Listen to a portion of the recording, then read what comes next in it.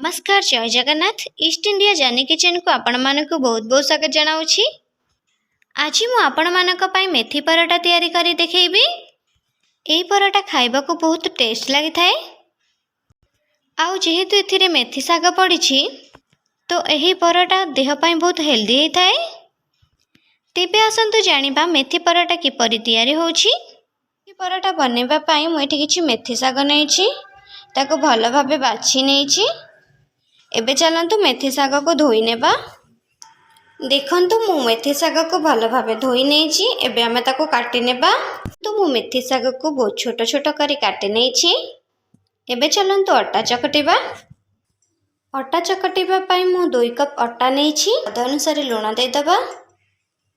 1 चम्मच जीरा दे दबा। आधा चम्मच हळदी गुंड, आधा चम्मच लंका गुंड, 2 चम्मच रिफाइन तेल दे दबा।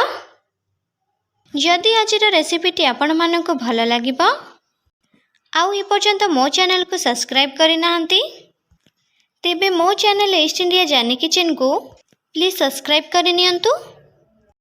आउ हाँ, सब्सक्राइब पाखरे थिबा बेल आइकन को क्लिक कर दियंतु। मोर नुआ नुआ रेसिपी देखि पारिबे।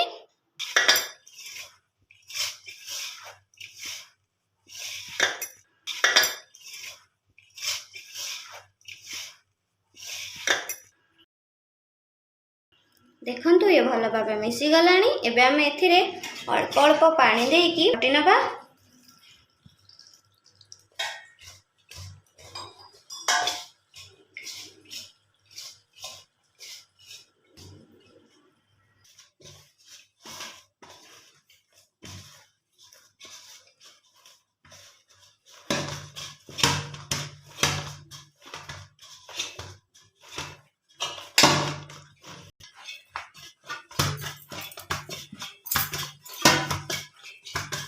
ये आमर हो गला।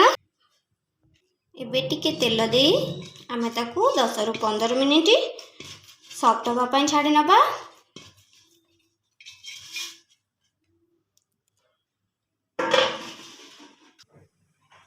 देखंतु 10 रु 15 मिनिट हो गलानी। आमर ये अटा भी बहुत भल सॉफ्ट हो जाइछि। अटा चकटा एबे आमे एथिरे पराठा पे गोला प्रस्तुत करि नेबा।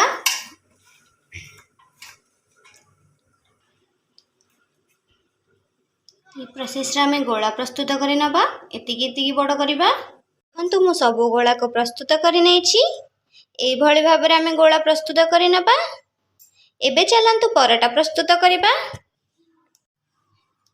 एबे आमे पराठा प्रस्तुत करि नबा। आमे गुंड देकी पराठा प्रस्तुत करिबा, कारण अटा गुंड रे भल बेली होय थाए।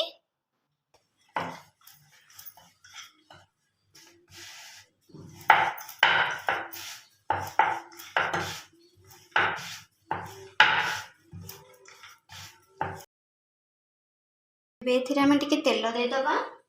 टिके तेल दे दबा। एमिति हाथ रे लगे नबा। आवाको एमिति भांगी नेबा 3 कोण करिकी। मु एठी 3 कोण करिछि।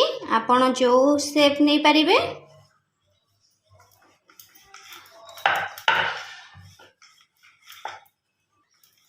पराठा को बेसी पतला करबानी, टिके मोटा रखिबा।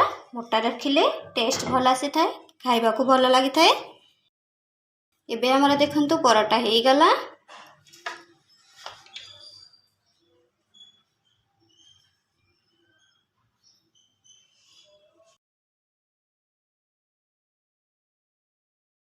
पराठा बनेबा पई मु एठी तावा को गरम करि नैछि। एबे आमे सेतिरे पराठा को दे दबा।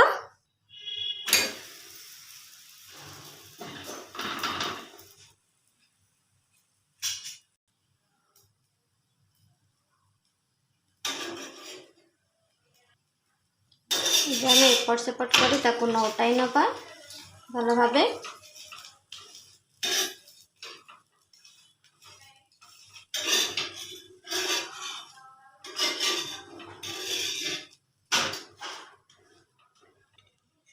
आमे बे एथिरे किछि तेल देदबा।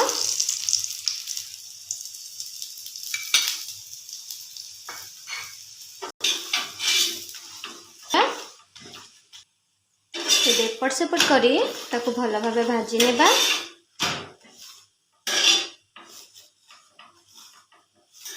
एई प्रोसेस रे करी नबा।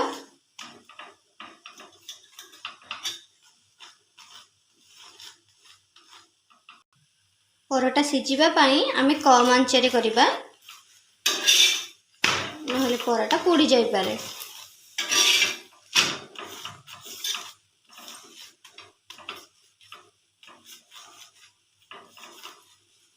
देखंतु आमर परोटा प्रस्तुत हो गला।